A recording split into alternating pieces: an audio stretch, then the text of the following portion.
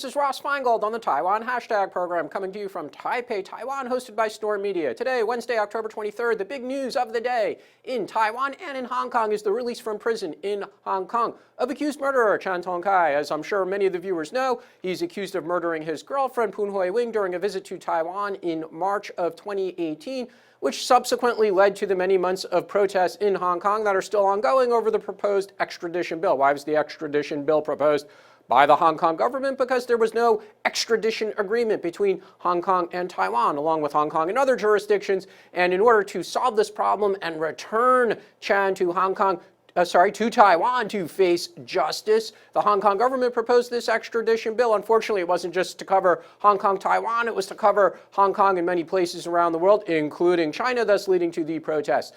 Chan has been in prison for money laundering because he used Ms. Poon's credit cards upon returning to Hong Kong, and this was a criminal charge that the Hong Kong prosecutors and the courts could bring charges and convict him of. He was found guilty. The jail sentence ends today, and he was released from prison this morning. So to be very clear, he was not charged over the murder accusation in Hong Kong. Why? Because the murder didn't happen in Hong Kong. The murder happened here in Taiwan. This is where the evidence is.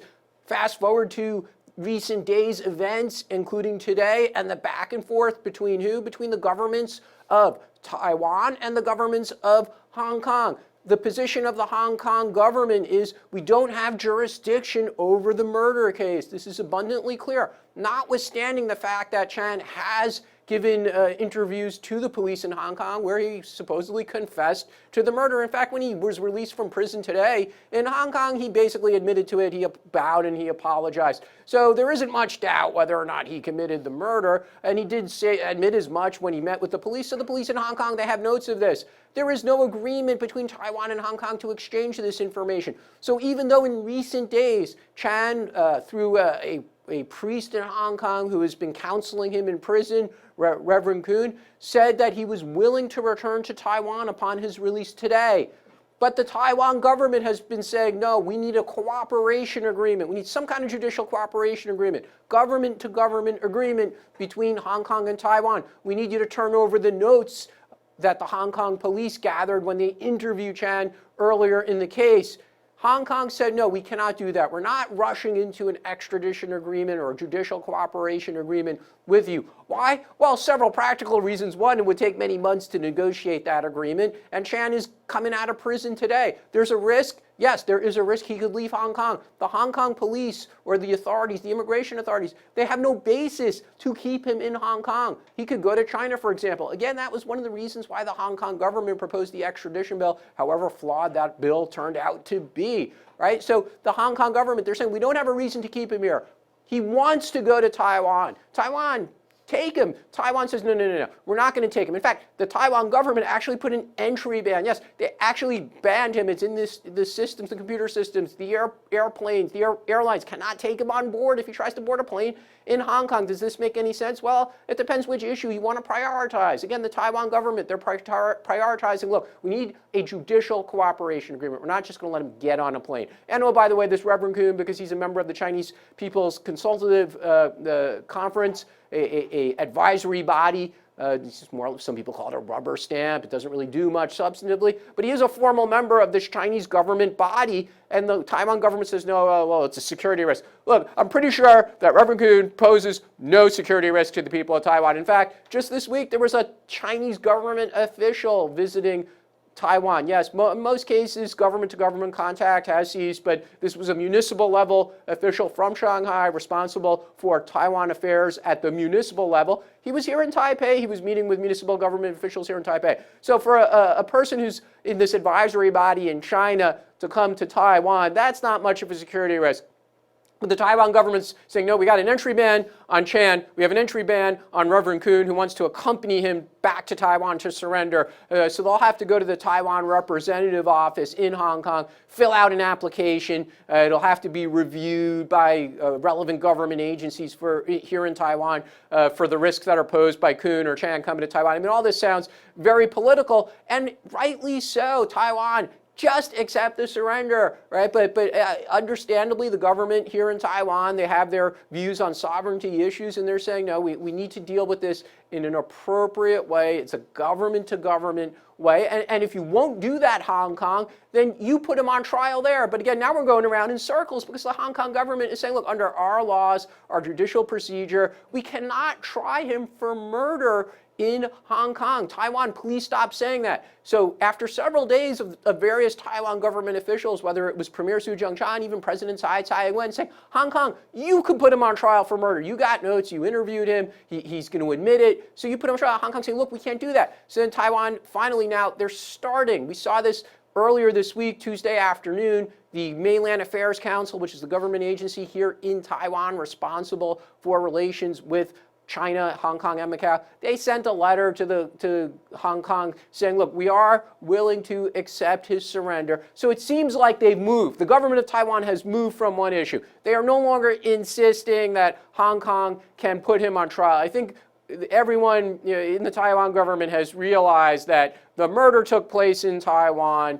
This is really the appropriate place. This is where the forensic evidence is. This is where he should he should be tried. This is where he should serve a sentence, and he's willing to come here. So finally, the Taiwan government, after a lot of criticism, of course they got criticized by opposition politicians, Kuomintang, even former President Ma Ying-jeou was criticizing the Taiwan government. Media was criticizing him, right? I mean, Mr. Chan obviously has no sympathy from people here in Taiwan. So the Taiwan government, they've started to back away. They're saying, okay, Hong Kong, you can send him here. We'll put him on trial here, but we still need this judicial cooperation agreement. We're not sure about letting Reverend Koon or Hong Kong police here. So how about you let our Taiwan police go to Hong Kong and accept his surrender, and they'll escort him back to Taiwan. This again is putting up another political barrier because the Hong Kong government is saying, look, we don't recognize the ability of a Taiwan police officer to come here and put handcuffs on a suspect. So stop asking for this, right? Again, it's just like asking for a formal agreement. Hong Kong is saying, look, we're not going to have a formal agreement on sharing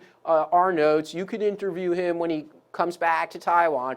We're not going to let your police come into Hong Kong, the Taiwan police, and put handcuffs on him and escort him back to Taiwan. We're not going to have any formal handover process. So we got this Reverend who wants to accompany Chan on the airplane to Taiwan, and you can detain him upon arrival, Taiwan. And the Taiwan government, again, they're starting to move on this. Maybe by the time this episode is broadcast or in the coming days, we'll see some more movement from both sides, not just the Taiwan side, but more movement is going to have to come from the Taiwan side to just say, like, fine, come back to Taiwan. We'll accept your surrender. I think there's going to be a lot of popular public opinion here and a lot of media criticism. You forget about the criticism from the Kuomintang. It's not really relevant to the conversation. It just politicizes it even further. But I think media and public opinion here in Taiwan is going to put pressure on the Taiwan government. They're probably going to have to say, yes, Reverend Koon, you could come here. You could accompany Chan on the airplane. We'll accept. Of course, we'll detain him immediately at the airport. So the Taiwan government, they might send police officers, not wearing uniforms, of course, wearing casual clothing, to Hong Kong. They might sit on the same airplane to keep an eye on Chan while he's on the plane. Obviously, he's not going to escape from the airplane, but you don't want to have a scene. You don't want people on the aircraft to take any physical action. So it's understandable that Taiwan would want appropriate security on the aircraft. And then when the plane lands in Taiwan, he'll be detained. You could put Reverend Koon on a plane right back to Hong Kong if you want. I mean, this seems to be an irrelevant issue. The important thing is to get him to Taiwan. So Taiwan government, you're going to face a lot of pressure. If you don't relent, you're going to face pressure. You're going to wind up relenting in the coming days. And that's going to lead to another significant issue, which is putting him on trial. Well, look, the Taiwan government, the prosecutors, the police, they have the evidence. They have the forensic evidence. They could interview him. It seems like he's going to admit to the crime. There's going to be a debate about what will be the appropriate sentence. And again, this is why asking for any kind of judicial agreement becomes irrelevant, besides being impossible, because under Taiwan's criminal procedures, criminal law, the prosecutors cannot ask or agree now with Koon's lawyer, so look, we're not going to ask for the death penalty. You know what? This is up to the judge. The judge can impose the death penalty. There's still death penalty in Taiwan. The ruling Democratic Progressive Party of Tsai Ing-wen has historically been against the death penalty. However, there has been death penalty imposed during the presidency of President Tsai. In 2018, there was an execution of somebody who had been on death row.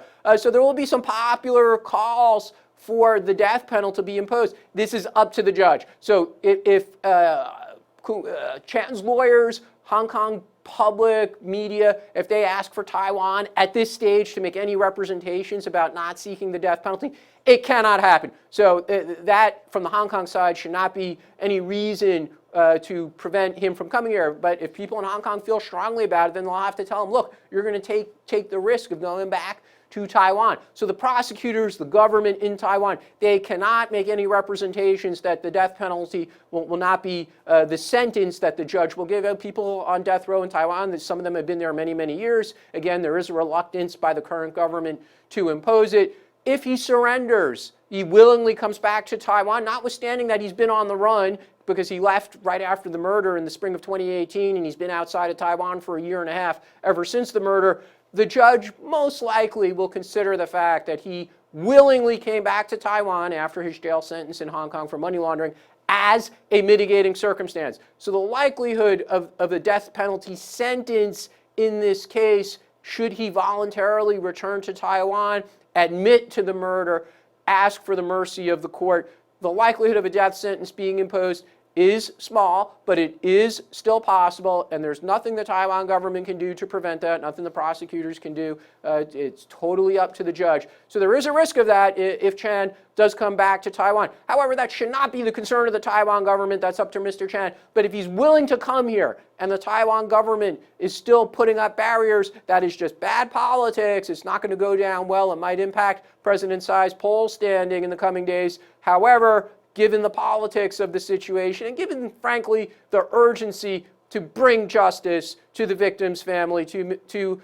Ms. Poon's family, then the Taiwan government, you're going to have to relent, and hopefully we'll see that soon in the coming days, that Chan will be back here in Taiwan and he's going to go on trial for the murder. I'm Ross Feingold, and you've been watching Taiwan Hashtag on Storm Media.